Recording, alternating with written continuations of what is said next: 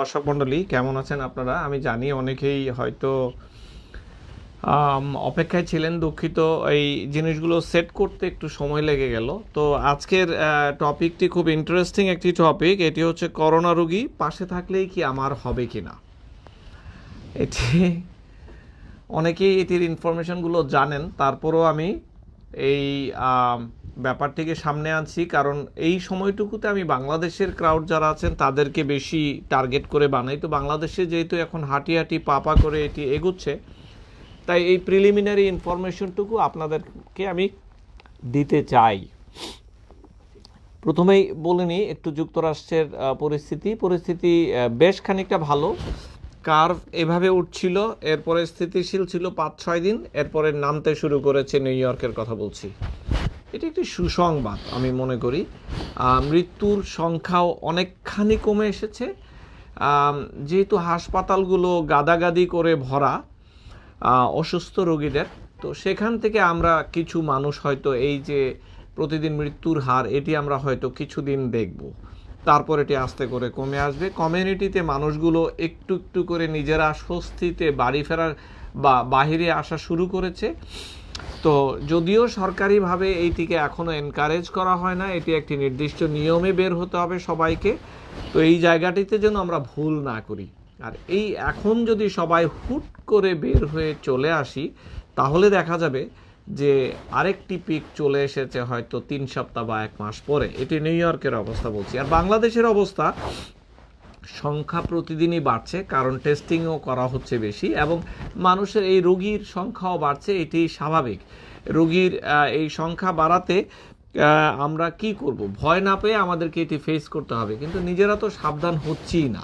এই যে দেখুন করোনা কিভাবে রোগীরা সংখ্যাটি বাড়ে। এই যে দেখুন, এইটি হচ্ছে একজন মানুষ, সে যখন বাজারে গেল সে এরকম 20 জনের সংস্পর্শে এসেছে, ওই 20 জন গিয়ে আবার 200 জনকে দিয়ে দিচ্ছে। তো এইভাবে দেখা যায় যে একজন বাজারে গিয়ে আক্রান্ত রোগী না বুঝেই সে 200 জনকে দিয়ে আসছে। তো এটির করোনা আক্রান্ত রোগীদের সাধারণত 4টি স্টেপ থাকে। একটি হচ্ছে অ্যাসিমটোম্যাটিক ক্যারিয়ার, অর্থাৎ সে জানেই না তার কাছে আছে, তার গলায় আছে, তার নাকের ভিতরে আছে, তার কোনো লক্ষণই নেই, সে কিন্তু বাজারে যাচ্ছে, সব কিছু করছে। এটি একটা 20% মানুষের মতো। এর পরের যেটি অংশ হচ্ছে ইনকিউবেশন পিরিয়ড, অর্থাৎ প্রিসিমটোম্যাটিক, অর্থাৎ আপনার এখনো লক্ষণ পুরোটি তৈরি হয়নি, কিন্তু তার আগেই একটু একটু লক্ষণ, একটু শরীর ভালো লাগছে না, ব্যাপারটি শুধু এইরকমই দেখা গিয়েছে যে 2 থেকে 5 দিন চলে যায়। তিনিও কিন্তু রোগ দিচ্ছেন। এরপর শুরু হলো সিমটোম্যাটিক, অর্থাৎ জ্বর চলে আসলো, মাথা ব্যথা, কাশি, এটি সরে আসলো। সিমটোম্যাটিক এইটি থাকে আরও 5 থেকে 7 দিন। তো এই প্রি সিমটোম্যাটিক থেকে যে সিমটোম্যাটিক 5ম দিনের আগের 2 দিন খুবই জরুরি। তখন থেকে উনি এইটি অ্যাক্টিভলি মানুষকে এই রোগটি দিতে থাকেন, অর্থাৎ এই মানুষটি জানে না এই মানুষের রোগ আছে, বাট অ্যাক্টিভলি উনি দিচ্ছেন। উনি কথা বলছেন, কথার সাথে এগুলো আসছে। উনি কাশি দিচ্ছেন, আসছে, হাঁচি দিচ্ছেন, আরও বেশি আসছে। অর্থাৎ কথা বললেও কিন্তু দেখা যায় যে তখন গলার মুখের ভিতরে শ্বাস থেকে এই ব্যাকটেরিয়াগুলো, ভাইরাসগুলো বের হয়ে পড়ছে বিভিন্ন জায়গাতে, তার জামা কাপড়ে লাগছে, আশেপাশে মানুষের খাবার দাবার এগুলোতেও লাগছে। তো দেখুন, সিমটম বা লক্ষণ শুরু হওয়ার 48 ঘন্টা আগে থেকে সে অ্যাক্টিভলি মানুষকে দিচ্ছে। এর আগ পর্যন্ত সে দেবার চান্স ছিল, হয়তো দিচ্ছে। আর যখন এই রোগটি শুরু হলো, জ্বর, সেরকম ব্যথা, তখন তো অবশ্যই দিয়ে বেড়াচ্ছেন। তারপর 12-13তম দিনের সময় গিয়ে উনি তখন একটু বেটার, জ্বর চলে গিয়েছে, কিন্তু তখনও কিন্তু উনি দিচ্ছেন। এরপর দেখা যায় যে 37-38 দিন পর্যন্ত অনেক সময় দেখা যায় যে এইটি তার নাকের শ্লেষার ভিতরে, গলার ভিতরে এটি ক্যারি করছেন। তখন হয়তো দিচ্ছেন না, কিন্তু ক্যারি করছেন। পুরো ব্যাপারটি কিছুটা ভয়ঙ্কর। এখন আজকের যেই পরিস্থিতি, যেই হেডলাইনটি আমরা ব্যবহার করেছি, সেইটিতে কয়েকটি ধাপে এই মানুষগুলো আরেকজন মানুষকে রোগ দিতে পারবে কিনা, কয়েকটি ধাপে। যেমন ধরুন হাই রিস্ক, অর্থাৎ এদের সম্ভাবনা বেশি এটি পাবার, বা দেবার। আরেকটি হচ্ছে মিডিয়াম রিস্ক, আরেকটি হচ্ছে নিম্ন রিস্ক ঝুঁকি। সর্বাধিক ঝুঁকি, মধ্যম ঝুঁকি, নিম্ন ঝুঁকি। যা বলছিলাম, সর্বাধিক ঝুঁকি এটি স্বাস্থ্যসেবা কর্মীদের ক্ষেত্রেই বেশি প্রযোজ্য। Prolong exposure with close contact 48 ঘন্টা বিফোর সিমটিম, অর্থাৎ একজন মানুষ আমাকে রুগী হিসেবে দেখিয়ে চলে গিয়েছে, তার শরীরটা ভালো নেই এটি বলে। আজকে থেকে 2 দিন পরে যদি এই রোগীটির লক্ষণ আসে, আর আমি রোগীটিকে আধা ঘন্টা ধরে দেখেছি অফিসে, এই রোগীটি কোনো মাস্ক পরেনি, তখন আমি হাই রিস্কে চলে গেলাম। এটি আপনারা সাধারণ মানুষের ক্ষেত্রেও এটি প্রযোজ্য। একজন মানুষ আপনার বাসায় এসেছে বেড়াতে, উনি জানেন না ওনার কোভিড আছে কিনা, ঠিক 2 দিন পরে ওনার ধরা পড়ল কোভিডও এসেছে, আপনাদের বাসার সবাই কোয়ারেন্টাইন। এইটি মনে রাখতে হবে, হাই রিস্ক। আমি হাসপাতাল কর্মীদের ক্ষেত্রে বললাম, সাধারণ মানুষের ক্ষেত্রে বললাম। তাই বাড়ি বাড়ি বেড়ানো, দোকানে যাওয়া, এগুলো বন্ধ করতে হবে, না হলে এই চেইনের মধ্যে পড়ে যাবেন। ওকে, দ্বিতীয়টি হচ্ছে being present in the room for procedure, অর্থাৎ যারা ডাক্তারি করছেন সেই সমস্ত সিচুয়েশন যেগুলোতে আপনার অ্যারোসোলাইজড হতে পারে রোগীর থেকে, অর্থাৎ রোগীর থেকে এই ভাইরাসটি বাতাসে ভাসার একটি সুযোগ পায়, সেই সময়টুকুতে যদি লম্বা সময় নাও হয়, স্বল্প সময়ের জন্য যদি হয়, সেই সময়ে যদি ডাক্তার সাহেবরা থাকেন, যেমন সিপিআর করার সময়, ইনটিউবেশন শ্বাসনালীতে টিউব বসানোর সময়, শ্বাসনালী থেকে এটি বের করার সময়, ব্রঙ্কোস্কোপি করার সময়, নেবুলাইজার ট্রিটমেন্ট করার সময়, যখন অ্যাজমার জন্য নেবুলাইজার মেশিনে ট্রিটমেন্ট করা হয়, অথবা কফ বের করার জন্য মেশিন যেটি দিয়ে ব্যবহার করা হয়, তখন যদি সামনে কেউ থাকেন কোভিড পেশেন্ট অথবা তার লক্ষণ আসার 48 ঘন্টা আগে এটি হয়েছে, অর্থাৎ রোগী এসেছে, তার একজন গর্ভবতী মা এসেছেন, তার এখন বাচ্চা প্রসব করবেন, তার কোনো লক্ষণ নেই। বাচ্চা প্রসব হওয়ার 2 দিন পরে দেখা গেল ওনার জ্বর, ওনার কোভিড ধরা পড়েছে, তখন যেই ডাক্তার গ্রুপ ছিলেন চিকিৎসায়, তারা আইসোলেশনে চলে যেতে হবে। তারা জানতেন না যে সেই সময় তারা নেবুলাইজার দিয়েছিলেন এই মহিলাকে। ব্যাপারগুলো কিন্তু ছোট ছোট, কিন্তু এইভাবেই কিন্তু বাংলাদেশের ডাক্তার সাহেবরা ধরা খাচ্ছেন। এটি একটি কঠিন জিনিস। Urologist, gynaecologist, obstetrician, gastroenterologist endoscopy করতে গিয়ে ধরা খেয়েছেন।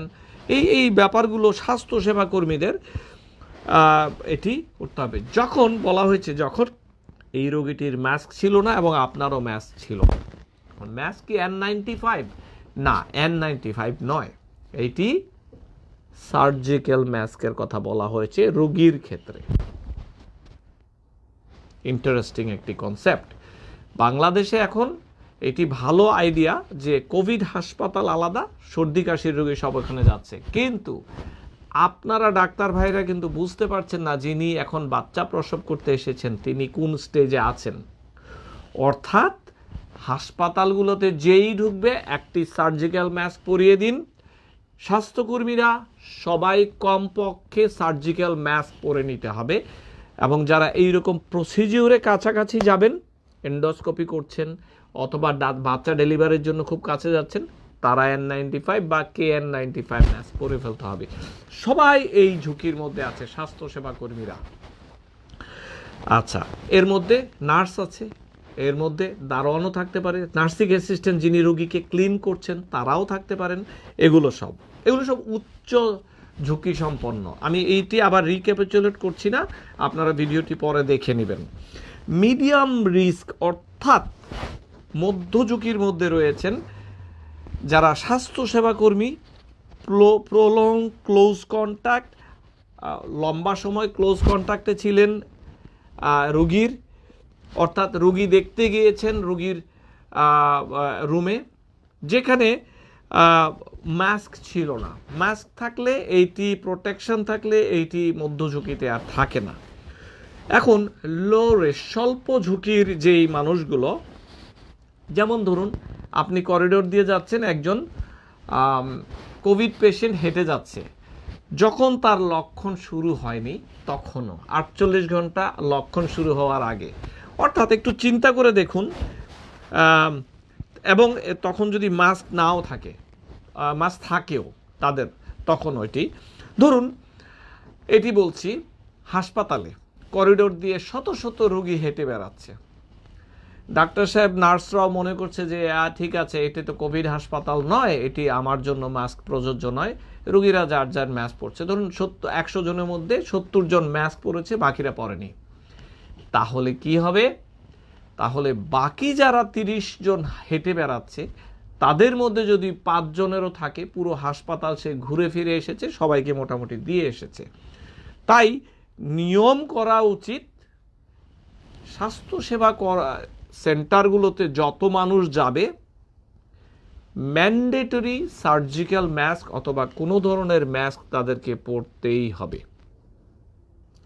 গ্লাভস পরতে পারলে আরও ভালো, কারণ এই মাস্কওয়ালা একটু আগে বাথরুমে গিয়েছে, নাক ক্লিন করেছে এভাবে আঙ্গুল টাঙ্গুল দিয়ে, তারপরে মাস্ক পরেছেন, কিন্তু হাত কিন্তু ইনফেক্টেড, উনি রেলিংয়ে ধরেছেন হাত, তারপরে কিন্তু উনি রেলিংগুলোতে দিয়ে এসেছেন। কাশি আমার ভালো হয়ে গেছে, কিন্তু এটি অনেক দিন পরে কাশি দিলাম, একটি ওষুধ খেয়েছি 3 দিন, তারপর ভালো। আচ্ছা, তো যাই হোক, যা বলছিলাম যে হাসপাতালগুলো বা যেখানে মানুষ, আমি সাধারণভাবে বলি, সাধারণ মানুষ যখন বাজারে যাচ্ছেন, কাউকে যদি মাস্ক পরিহিত অবস্থায় না দেখেন, মেহেরবানি করে তাকে মাস্ক পরতে বাধ্য করুন, কারণ আপনি জানেন না ওই বেটা কি ইনফেক্টেড কিনা, 2 দিন পরে তার জ্বর হবে কিনা সেইটি আপনারা বুঝতে পারবেন না। তাই একটি কমন নিয়ম করা উচিত, mask is a must for everybody. যখন জনসমাগমে যাবেন বা সেই রকম রিস্কি পরিবেশে যাবেন যেখান থেকে একজনের আরেকজন হতে পারে, তখন আমি তো বলি 2টি মাস্ক পরুন। আর যারা স্বাস্থ্যসেবা কর্মী আছেন, একটি সামান্য সার্জিক্যাল মাস্ক আমাকে একটু, আচ্ছা আমি দেখাচ্ছি ছবিতে, তারা এইটির ব্যবস্থা করুন। আপনারা N95 সবার জন্য প্রয়োজন নেই, কিন্তু হাসপাতালগুলোতে যদি কাজ করেন, কমপক্ষে সার্জিক্যাল মাস্ক ব্যবহার করতে হবে। এক কথায় আমি সাধারণভাবে বলি, যদি 30 মিনিটের বেশি এক্সপোজার হয়, অর্থাৎ আপনি একটি মিটিং করেছেন, যদি মিটিংয়ে 30 মিনিটের মতো হয়, মিটিং করেছেন, 6 ফুটের মধ্যে সেই কোনো লোক এসে থাকে যার 2 দিন পরে জ্বর শুরু হয়েছে, আপনি রিস্কে পড়ে গেলেন, এবং আপনার এবং ওই রোগীর যে কোনো একজনের মাস্ক ছিল না, দ্যাটস ইট, আপনারা কোয়ারেন্টাইনে চলে যেতে হবে। অর্থাৎ রিস্ক বলা হচ্ছে এই উচ্চ, মাঝারি, স্বল্প, গেল একটি। আরেকটি হচ্ছে এই তত্ত্বটি, 30 মিনিটের বেশি এক্সপোজার, 6 ফুটের ভেতরে ছিল সেই মানুষটি, এবং 2 জনের একজন, এই 2 পার্টির একজনও মাস্ক, যে কোনো একটি পার্টি মাস্ক পরেননি, আপনি না হলে উনি। তাহলে দেখুন বাজারে যখন যাচ্ছেন অবস্থাটি কি হচ্ছে, আপনারা কি ভাবতে পারেন? আপনার হাতে কোনো নিয়ন্ত্রণ নেই। আচ্ছা, এখন আসুন প্র্যাকটিক্যালি দেখি আমেরিকাতে কি হচ্ছে। এই যে দেখুন, আমরা এইভাবে আগে রোগী দেখতাম, খুব কাছে যেতাম, পালস দেখতাম, এটা দেখতাম। এরপর কি হলো, এই মাস্কের যুগে আমরা সাধারণভাবে হাসপাতালগুলোতে যারা স্বাস্থ্যকর্মী আছে সবাই কিন্তু N95 অ্যাফোর্ড করতে পারবে না, সরকারও দিতে পারবে না। ক্লিনিকগুলোতে, এখন আমি গতকালও একটি ক্লিনিক ঘুরে এসেছি, নার্সরা স্বাভাবিকভাবে সবাই এটি পড়ছে, কেউ কিন্তু N95 পড়ছে না, এইটি স্বাভাবিক। সবাইকে বলা হচ্ছে 6 ফুট দূরে থাকেন, হ্যাঁ, ওকে, সবাইকে বলা হচ্ছে 6 ফুট দূরে থাকেন, সবাই মাস্ক পরেন, 6 ফুট দূরে দূরে বসুন, এটি একটি সাধারণ ঘটনা। কিন্তু এই রুগীটিকে নিয়ে যখন হাসপাতালে নার্সের রুমে ঢোকানো হচ্ছে, তখনও 6 ফুট চেষ্টা করেন ওনারা ডিস্টেন্স মেনটেন করতে, তখন রুগীকে তার আগে একটি মাস্ক পরিয়ে দেওয়া হয়, কারণ তিনি 6 ফুট ডিস্টেন্সের ভেতরে চলে যেতে পারেন। ওকে, এরপর কি হচ্ছে, যারা ভেরি ক্লোজ কন্ট্যাক্টে যাচ্ছে তারা এই যে রিয়েল পিপি পড়ছেন, তারা কিরকম head cover, face shield, N95 এবং গাউন এবং গ্লাভস এবং জুতার কাভার, এদের জন্য হচ্ছে ফুল কাভার যারা ফ্রন্ট লাইনে যুদ্ধ করছেন। বাকিটা কি হলো, ইনি। তাহলে আমরা যারা চেম্বারে রুগী দেখব তারা কি করব, এরকমই হয়তো থাকবে, অথবা আমরা যেহেতু খুব কাছে যাব হয়তো একটা N95 একটা গগল থাকবে, অথবা ডিস্টেন্স মেনটেন করা হবে হয়তোবা, দেখা যাক, ওটি নিয়ে পরে কথা বলবো। এইটি হচ্ছে সার্জিক্যাল মাস্ক। স্বাস্থ্যসেবা কর্মীদের জন্য এইটি মাস্ট। সার্জিক্যাল মাস্ক আপনাদের সবার জন্য, যারা নার্সিং স্টেশনে বসে কাজ করছেন তাদের জন্য N95 এর প্রয়োজন নেই, যারা রেজিস্টারে কাজ করছেন তাদেরও প্রয়োজন নেই। একটি গ্লাস দিয়ে ডিস্টেন্স মেনটেন করলেই হবে, গ্লাভস ব্যবহার করতে হবে।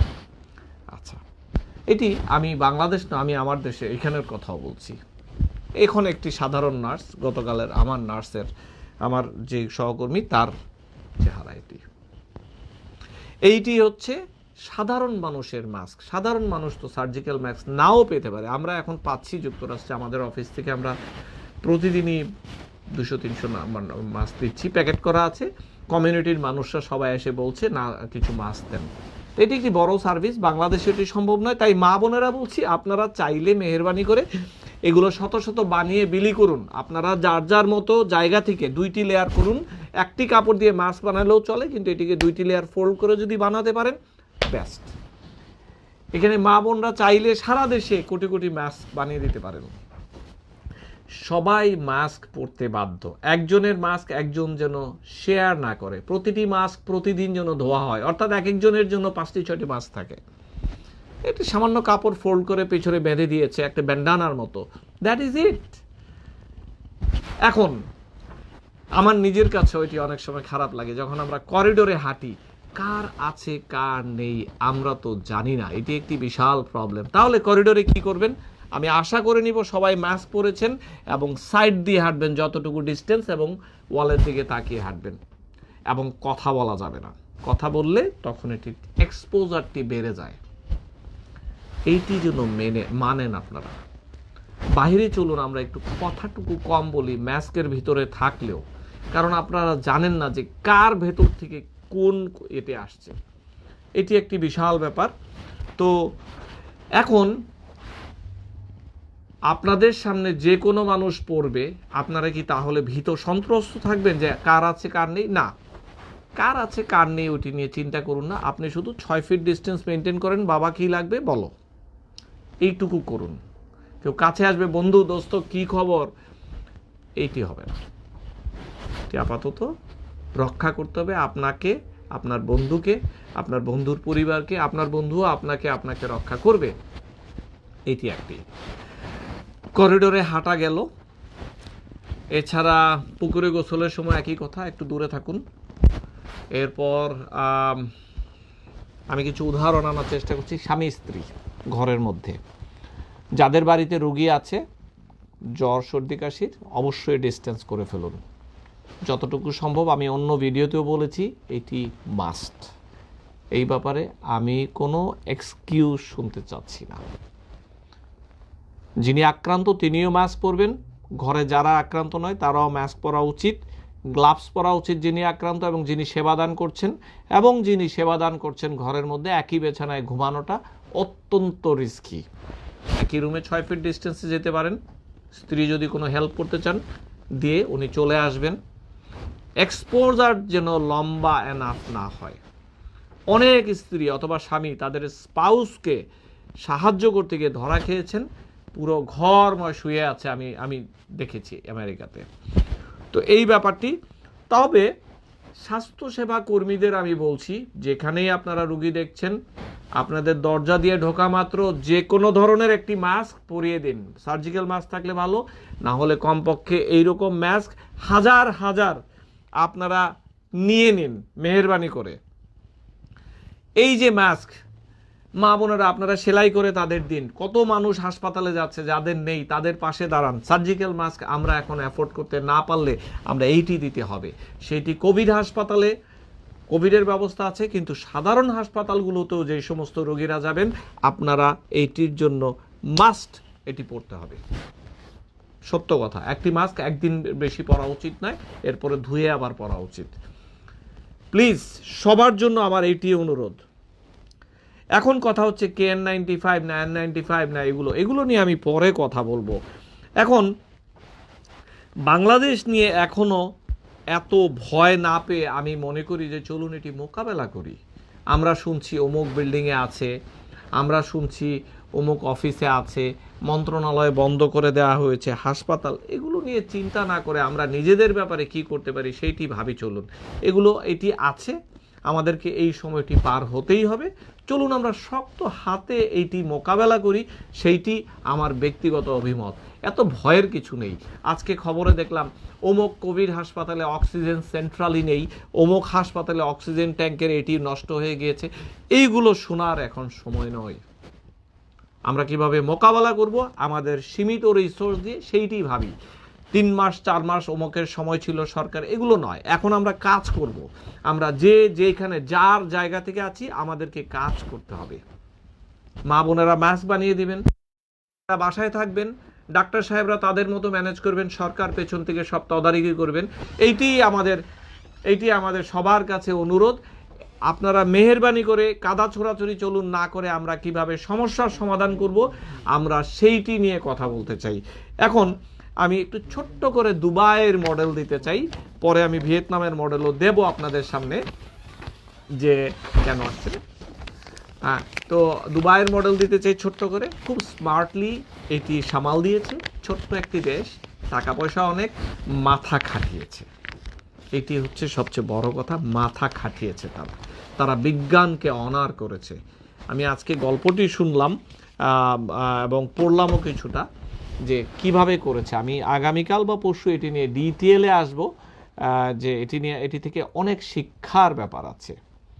প্রতিটি স্টেপে তারা খুব স্ট্রিক্টলি অবলম্বন করেছে, কন্ট্যাক্ট ট্রেসিং করেছে। প্রথম কথা হচ্ছে এতটুকু দেশ 17 লক্ষ অলরেডি পরীক্ষা করে ফেলেছে মানুষের, এবং ওরা বলছে যে আমি সারা দেশবাসীর পরীক্ষা করব, তাদের লক্ষণ থাকুক আর না থাকুক। প্রতিটি স্বাস্থ্যকর্মীর প্রতি সপ্তাহে কোভিড টেস্ট করা হচ্ছে। কিভাবে সম্ভব আমি জানি না, তারা করছে। এবং যারই কোভিড ডায়াগনোসিস হচ্ছে তাকে নিয়ে একটি হোটেলে একটি রুমে রেখে দিচ্ছে, তুমি এখানে থাকবা, তোমাকে আমরা খাওয়া দিব, রুম থেকে বের হতে পারবা না, তুমি এখানে বসে টিভি দেখো, নামাজ পড়ো, যার যার ধর্ম আছে পালন করো, সব ব্যবস্থা।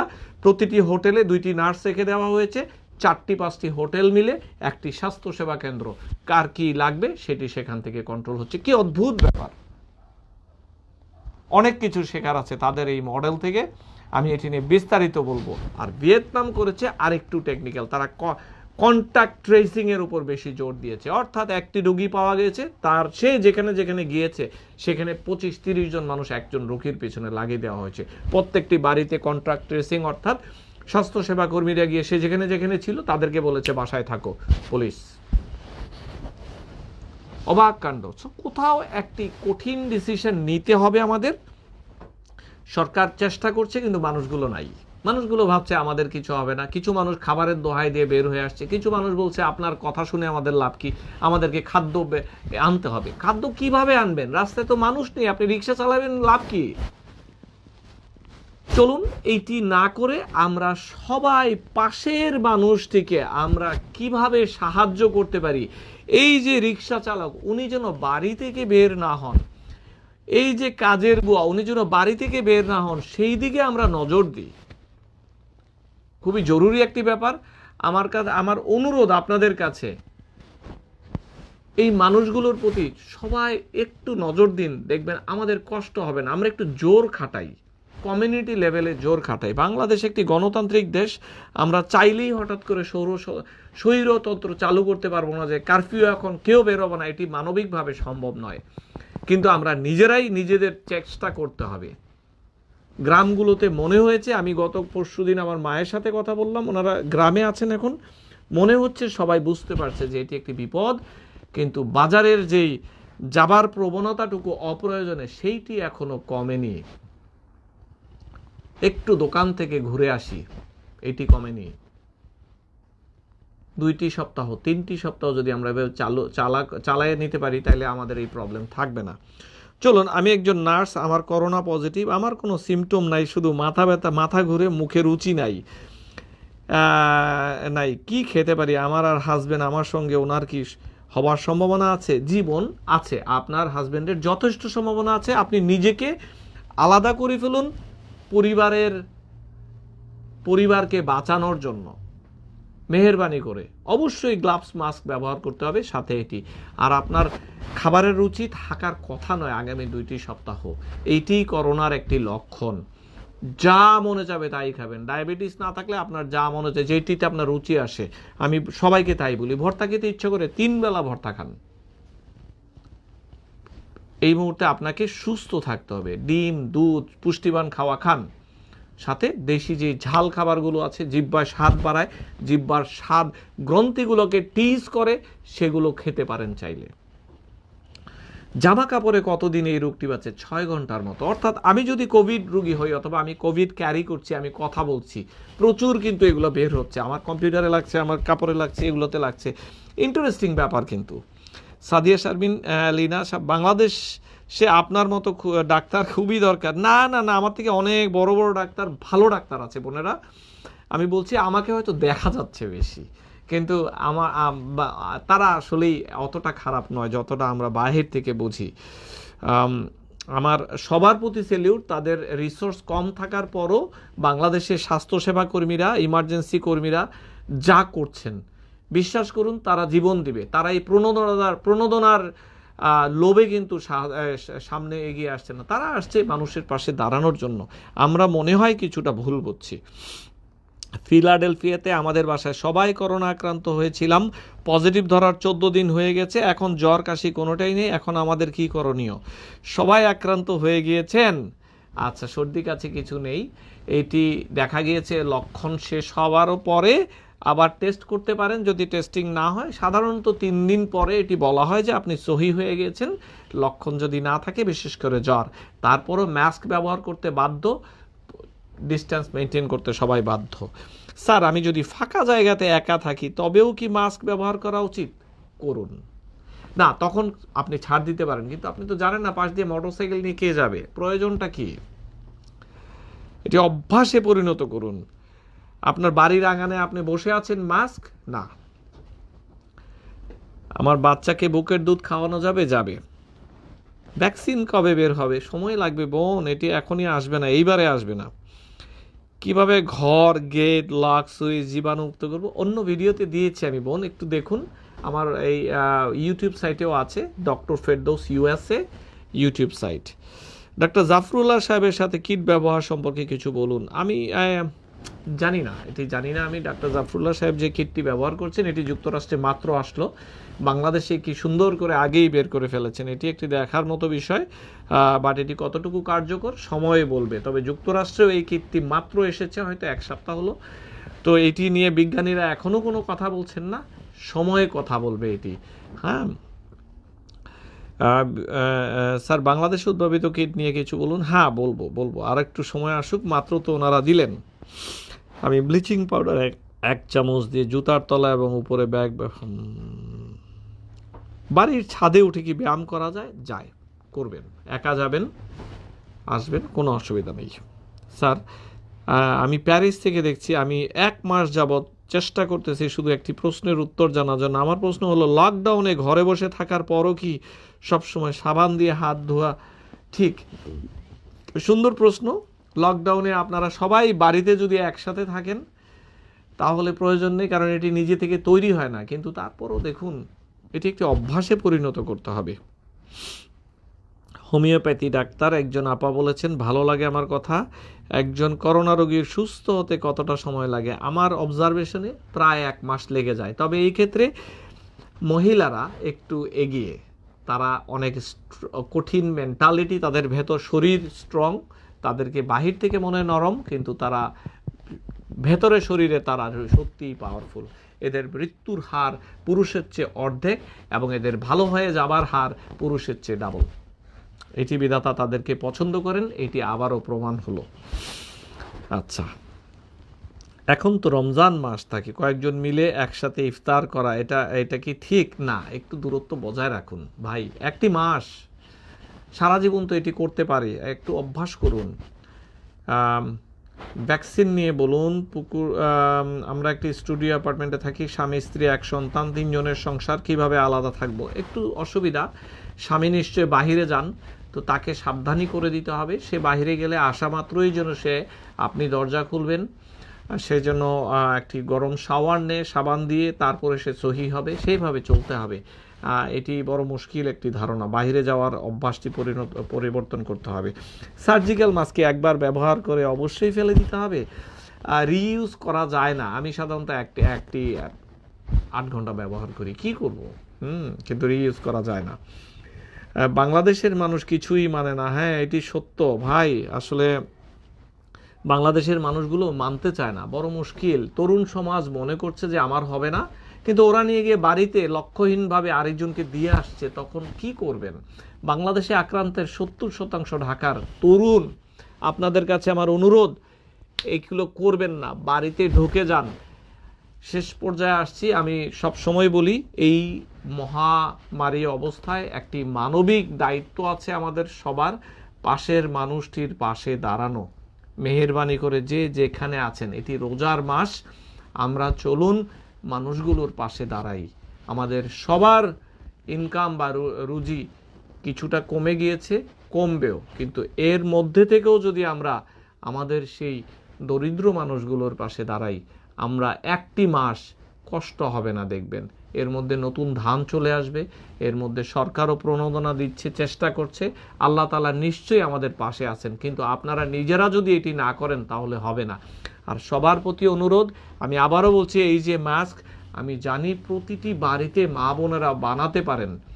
প্লিজ, একজন যদি 50টি করে মাস্ক বানিয়ে আপনার পাড়ার হাসপাতালে দিয়ে আসেন, আপনারা যে ফ্রন্ট ডেস্ক থেকে সবাইকে দিবেন, তাহলে কিন্তু আমাদের 75% কাজ কমে যায়।